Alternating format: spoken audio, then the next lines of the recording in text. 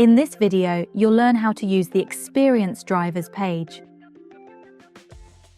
After logging in, on the left you will see a tab called Experience Drivers.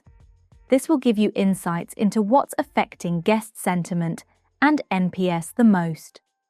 At the top of the dashboard, you'll find filters allowing you to select your brand, venue, and service style. After a guest responds to the NPS question, Yumpingo uses their feedback to identify potential issues. In the Experience Drivers section, topics and issues are highlighted and scored based on their impact. Impact is measured not only by the frequency of the issue, but by how much it affects the NPS when mentioned. This helps identify areas where significant changes can be made to drive NPS growth. The potential issues operate on an impact-weighted system, categorizing issues as red for high impact, amber for mid-impact, and grey for low-level impact. Clicking on each topic or issue shows a new page which breaks the issue into easily identified and actionable insights.